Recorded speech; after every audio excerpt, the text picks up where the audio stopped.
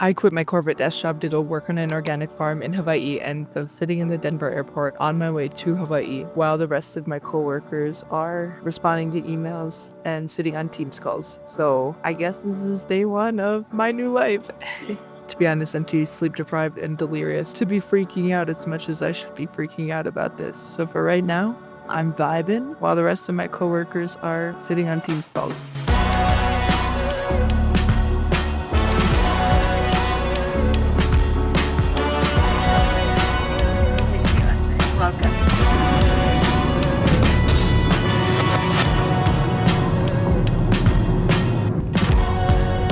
I made it! It's crazy! I'm here. You guys, the car situation worked out. I have the car. It's mine now. Yay! I'm gonna go get some food. I'm getting some poke and then heading to the farm.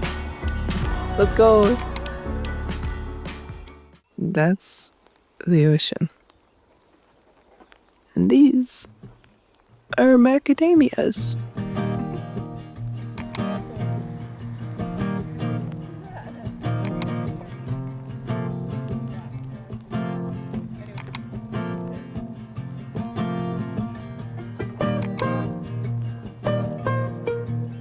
Hi. Yeah, no, do you know, this is my test for them. Do you know what this is? Oh yeah, those are cranberries. This is cranberry bog. What's in the cranberry bog? Right. That's me, you know. These are coffee. No way. Uh-huh. No, sir, no. This is coffee. No, what do you think? No, this is Oh, right. You're right.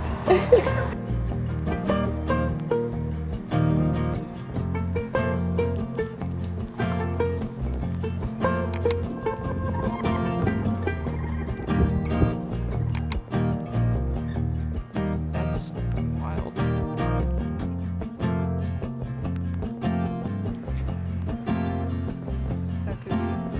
Today's my first day technically living here in Hawaii, and I hope you can hear okay. It's a little bit windy and it's shaking my phone, so sorry about that. But you know what the craziest thing is it feels very natural, like very comfortable here.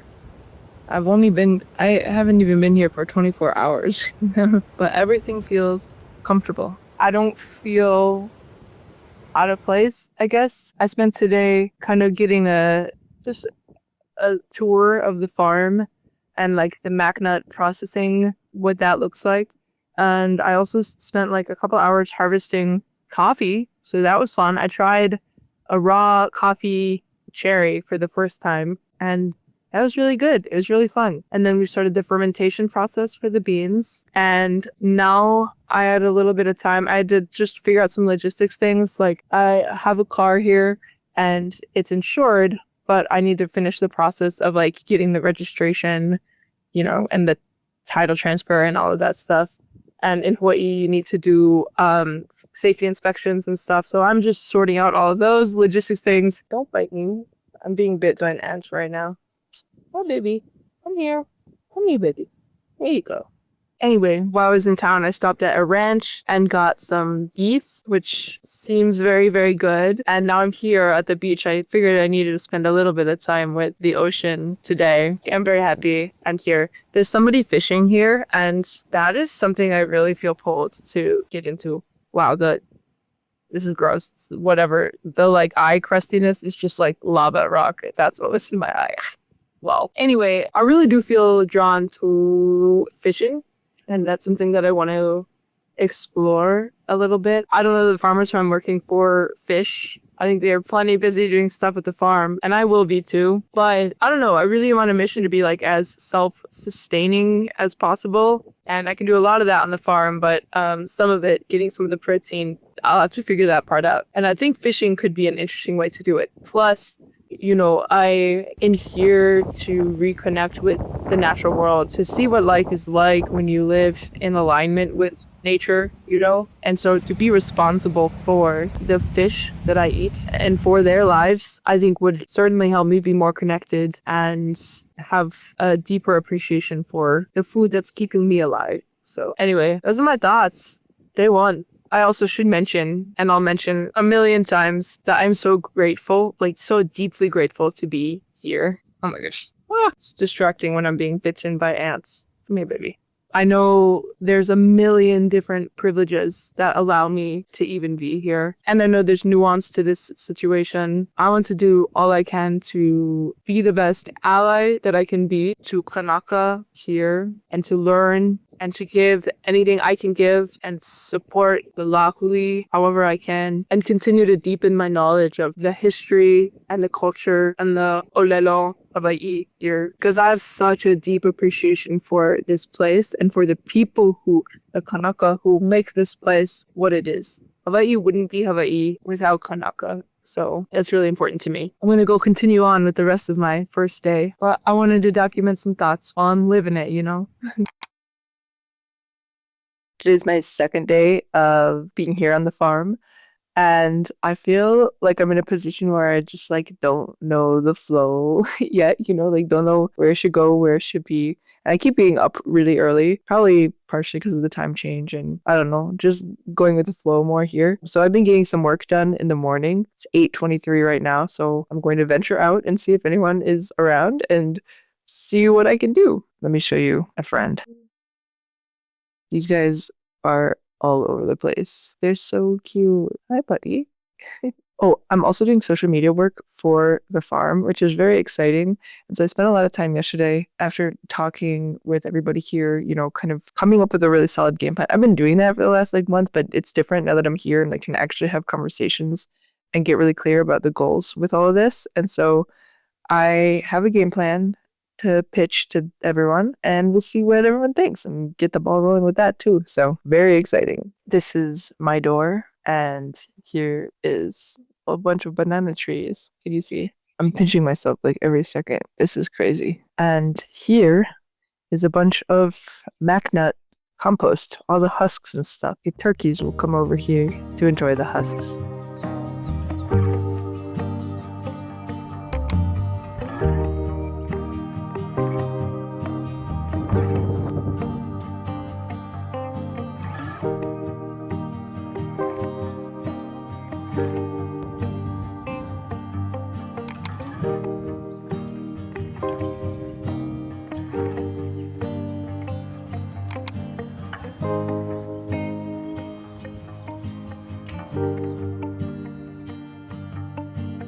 This is so cool. This one's a macnut. This one is an orange. More macnuts here. Ooh, you can see the flower, at least what's left of it. And like every stage of macnut here. They're all over. Oh my gosh. And so many oranges. Wow. It's amazing. Wow, to see the macnut coming from, you know, from flower to nut. Wow, they're everywhere. There's so many. I'm so grateful to be here. It's wild that I'm here, but still it feels so easy, so natural, comfortable. I don't know, something's right about this. I'm so little next to this tree. Let's see if I can show you. Oh my goodness, coffee. It's coffee. I was harvesting coffee all day yesterday and there's a bunch more down here. Was this banana? I think it might be something different. I'll figure it out. I spent the bulk of the day doing a lot of research on macadamias in particular. I know a lot more about macadamias now than I did before. And then in the afternoon, I spent a couple hours harvesting coffee, which was lovely. It was amazing. One of the craziest things about coffee is how flexible the tree is. You know, I was told that coffee trees are supposed to be shorter and squatter and bushier if they're, you know, like pruned regularly. And the ones here just aren't. They've, I guess, gotten a little bit out of hand, it sounds like. But you can really just pull the whole tree down and grab all the cherries, the coffee cherries from the top, and then you let go and the tree just pops right back up. So that's kind of amazing. And now it's about 5 o'clock and sunset's here at like 6:30 or something like that. So I have a little bit of daylight left. So I'm going to spend a little bit more time looking at the macnuts. I'm going to also see if I can find an avocado. Oh, call it successful if I can find an avocado to bring inside for my dinner. I want to learn a bit more about macnut morphology, you know. In my research, I've just been learning all of the different botanical parts of the macadamia tree. And so I want to get really comfortable with all of that. So that's my mission for this afternoon or this evening, I guess.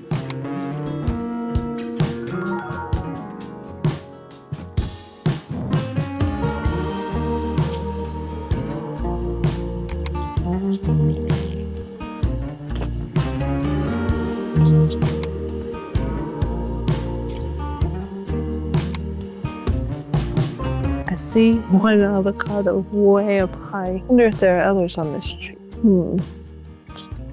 There's definitely coffee. Why is there just one avocado? Huh. Interesting.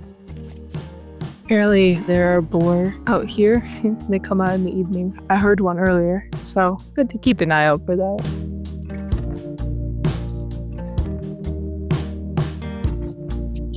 Let me show you the types of things that I'm looking at to try and understand these trees better. You know, I'm very new to trees here in Hawaii, and I know macadamia is not native to Hawaii either. It's native to Australia. But I am an ecologist, and I know a bit about identifying trees, getting to know them, and I recommend it to everybody, even if you're not an ecologist. I think the reality is a lot of us exist with a certain amount of plant blindness. And that's, I think, true for a lot of our natural world. We're blind to a lot of it. When I started learning trees, I realized the extent of my blindness because all of a sudden I saw the trees that I knew everywhere.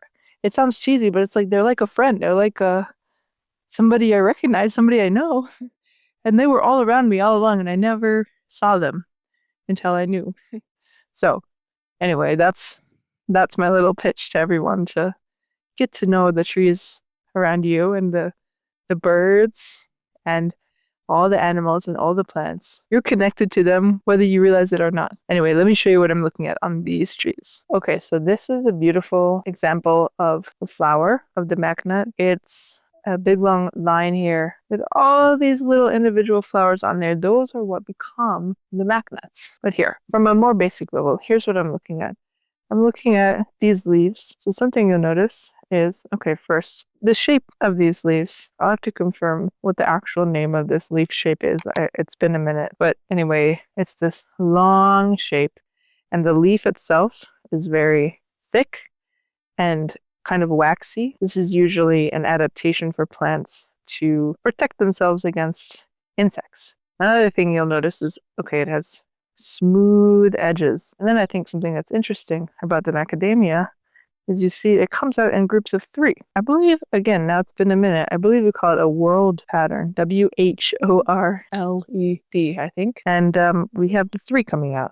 And you'll see that's true along the stem. I don't know how easy it will be for you to see here, but you can see maybe right down here, there's another group of 3. And then right here, we've got another group of 3. So that's interesting. I also look at the buds when I'm trying to get to know a plant. I'll see if I can get a better shot sometime of the bud here. It reminds me a little bit of like a witch hazel bud, but it has these 2 long sides of the bud, light brown, and it comes sticking pretty far out. And I also like to take a look at the leaf scar here, if I can get it to focus. So that's this spot right here, where you can see there was a leaf, you know, you see like up here, where the leaf connects to the branch up there. And then when the leaf falls off, it leaves behind a leaf scar, and that looks different on different plants. And then, of course, there's the nut itself. Let me see if I can find, oh, there's a good example. Okay, so remember that this is what the flower looks like, yeah? When that turns into the nuts, it looks like that. So those are young nuts. They're still very, very green, but we can go all the way to some that are over mature and still on the stem, like this one. I don't know. I love this stuff. I found an even better example of those green nuts. Look how beautiful that is. And you can imagine now exactly how this came from that flower, you know? You see? I love it. You guys, I have great news. I found an avocado. Can you see it? I hope you can see it. Oh, I never picked an avocado before. Wow, you guys, this makes me so happy. This is amazing. They're all on the ground, too. There's so many. Oh my gosh. Look! All these... Oops. All these avocados. And look at all the citrus over here, too. All these oranges all on the ground there. Wow, I feel like I should try one. Oh, there's a lot of ants under there. Sorry, ants. I don't want to interrupt anybody. Oh, big spider web. I should leave that. Hope the beetle just crawled out of that one. Sorry guys. Maybe I shouldn't get the ones that are all on the ground. This is great. I'm having a great time. Oh my god, I see a sheep. I'm actually in the like fenced in area that I think the sheep are in. So yeah.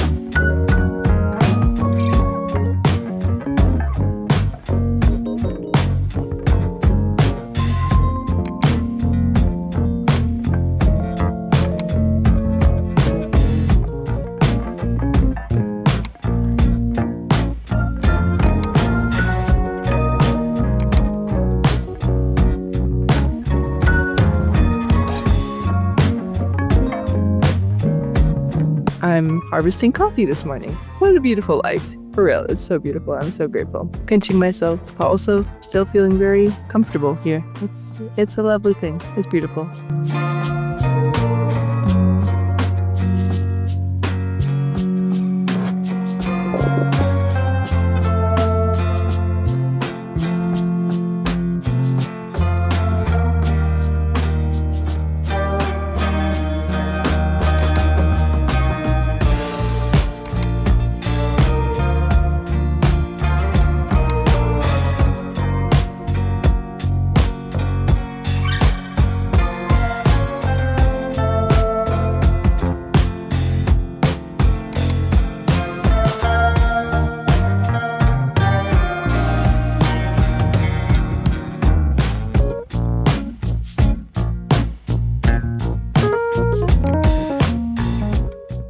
Good morning.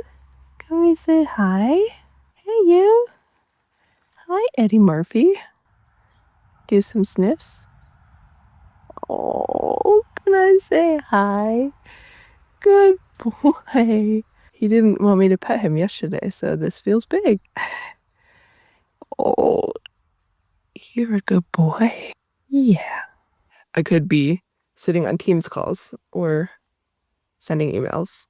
And to be fair, I still will be doing that stuff too. But instead, this is what I'm doing right now.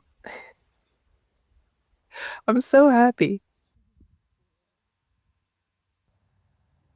I'm like pinching myself every second, but look at all these avocados. I want to show you this tree because it is just full of avocados. I've never seen anything like it before. It makes me so happy. If you're like me and maybe never have seen how avocados grow, this might surprise you. And it surprised me for sure, just to see them the way that they're just here, right? They just like hang out here at the end of the stem. And when we take a look at this tree, they are everywhere. So just look around. You see all those avocados back there? It's amazing. It really is. Like, they are everywhere. Now, what does that remind you of? I remember when I was in Spanish class, I learned that the etymology of the word may be related to whatever you're thinking. POV, you're standing in an avocado tree after leaving behind your corporate career to go work on an organic farm, and you just saw your very first baby avocado. Look at the baby. Not to mention all the big ones too. Hi everybody. What's up guys? I'm watching these ants all on this lichen. I wonder if you can see. And it's so beautiful to watch them work and watch what they're doing. And it makes me emotional, like I almost feel like crying watching these ants because I miss them. Even though I'm very new here to Hawaii, I don't know these ants. I don't know this lichen and this avocado tree. I studied ecology. And then I've spent the last many years working in a corporate desk job. And I've been really lucky that the last year and a half-ish, I've been fully remote. So, I get a lot of flexibility that way. But still, the reality is I've been sitting on my desk all day, every day. And before this, I studied bugs. I studied a lot of bugs throughout undergrad and grad school, and I just spent a lot of time outside and connected to all this. And sitting at that desk was making me live a life that was really separate from all of this. And that's what most of us do. We don't see these ants. We don't see our place in all of this because we're chained to a desk all day. And then when we're done, we're too tired, mentally drained to really be here. And I've said it before and I'll say it again. I think maybe to some this sounds dramatic, but I genuinely believe that the disconnect from the natural world is the root cause of a lot of the problems that we have as a modern society. I think if we could understand how we're connected to all of this, we better understand how we're connected to each other.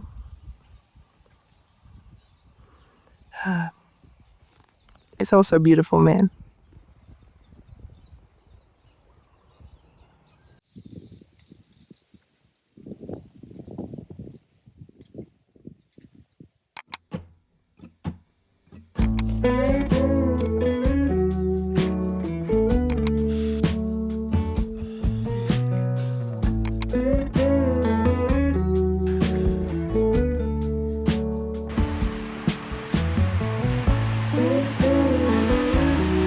Not to be dramatic, but I just ate the best mango of my entire life. Here it is. I just cut it up and put it in this little container. You guys should have seen the way I destroyed this.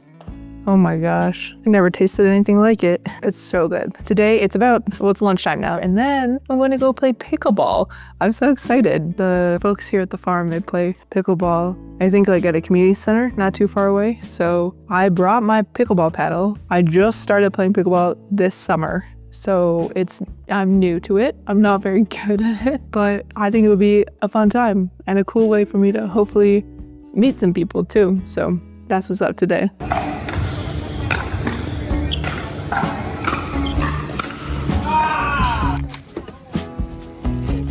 Oh, that's a good idea. So she did a really good impression. Yeah. Yeah, it would. Yeah. Hello. It's been a minute. It's been really good. Yeah.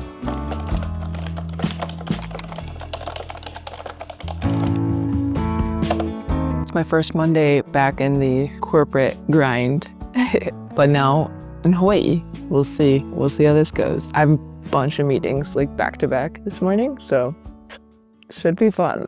I'm wondering if you can see, let me try to show you that there is Pele's hair all over the deck here. I don't know if you'll be able to, I can't really tell if it's being picked up on camera at all, but you'll see there's lines of essentially fiberglass all over from the eruption. That is so cool. It is definitely interesting to see what it's like to get back to my corporate grind now that I'm here in Hawaii. I took all of last week off, so I wasn't doing any of my consulting work, and now I'm back in the swing of things, and I'm immediately seeing bad habits come back. I need to have my phone nearby for work just because we use the multi-factor authentication stuff, and so I'm just on it more, which I don't like. I was barely on my phone this past week, which is great, so I'm gonna try and sort that out. And then already I've had 3 meetings today, and my to-do list, I'm oh wow, I have 100 things on here already. So time management is going to be a really interesting thing to sort out here, because my constant issue with this to-do list has been it always has 100 things on it, and so I always just prioritize that over everything else. But now, like, I'm trying as much as I can to approach that work as my side hustle and like my farm work as my main thing as much as possible. So it's almost 11. I have my last meeting scheduled here at 11 o'clock. So it should just be 11 to 11:30. And then from 11:30 until 2, I'm going to be out on the farm. I've made that decision. I wanted to get out there earlier, but this 11:30 meeting got pushed. And then on Mondays, my siblings and I play Stardew Valley, and I made a goal to continue that here. So that's going to be this afternoon for me. And then in the evening, I guess I'll get back to my consulting work. So it's an interesting thing to figure out what kind of flow works the best for me here. And something I also need to incorporate into all this is the video stuff. You know, making these videos that you're watching right now, that also takes time. So it will be a bit of a balancing act to figure out when I get everything done, but I'm really trying to avoid as much as possible the like letting my consulting work take over my whole life again. So that's what's up. I was out there trying to pick some coffee after I did a bunch of work this morning, and the ash and the, was it Tefla? And the pele hair is just everywhere. Like, I feel it. I should have probably had a mask on because, yeah, it was getting all over the place. And I gave up. You know, I was out there just for like, I don't know, 10 or 15 minutes. And I was like, this is not good. It got all like underneath my watch. You know, I feel it under there. So I need to go do a bit of a rinse before Stardew time. It's funny, different world. And then I hosed off my car because it's covered in the stuff too, and I think we're gonna power wash it too. So that's the situation. I love it though. I don't know, I think it's amazing. It's never ever have I lived anywhere close to a volcano, and here we are. Tutupele is active, you know. She will not be forgotten, right? So I think it's great. You know, a week ago, I don't think I'd ever eaten a guava before. I'd had like guava flavored things, so I'd never eaten a guava. And now I'm eating fresh guava that I picked on the tree that's like 20 feet outside my front door. And it's a little crazy how much life can change in just 1 week. And such an interesting fruit. It was super seedy. I hear they make guava jam here. That'd be pretty good. Anyway, I just wanted to wrap this video up here. Tomorrow will be 1 week since I got here. It's wild that it's been a week, but it feels really good. I feel like I still have so much to learn, but also I'm like getting into the flow with everything. Like yesterday after we played pickleball, we all had dinner together. You know, the folks who own the farm here, they invited me over for dinner, and that was really lovely. We just got to hang out and we ate together and we talked and it was great. Yeah, I'm just feeling really good here, feeling really comfortable here. I'm curious to see how it goes to find this balance between the work I'm doing on the farm and then the work I'm doing for their social media, for my social media like this, and then my consulting work, my primary income source right now. So it'll be a bit of a balancing act to figure it all out. But I will say it feels really good to feel like I'm in charge of my time now. Like, I do still need to put in my hours on my consulting work to make the money that I need to survive. But I don't know, before it's like I felt chained to my desk and chained to my to-do list, you know? Every day I was working way more than 9 to 5 just because the to-do list is so long and it never ended. And that's not any different here now. The to-do list is always going to be so long. But now that I'm outside of the confines of a salaried position, I feel like I have a lot more flexibility. So I'm feeling really grateful for that, and like I'm curious to see where this all goes. So anyway, thank you so much for sticking around to the end of this video. I hope you enjoyed tagging along with me on this first week of this new adventure. Also, this channel is brand new. This is one of my very, very first videos that I posted on here. And one of my goals is to be able to use this hopefully eventually as an income stream. But I'm also in a position where I refuse to create an income based on selling people useless crap that they don't need and that's going to end up in a landfill. Like, I simply will not do that. And so in my hope to kind of figure out other ways to support myself by creating this kind of content, I just started my very first Patreon. I've never done this ever before. I don't know what all is going to be in there yet, to be totally honest. Like, it's a work in progress and I'll figure it out as I go. But one thing that is in there, if you're curious, is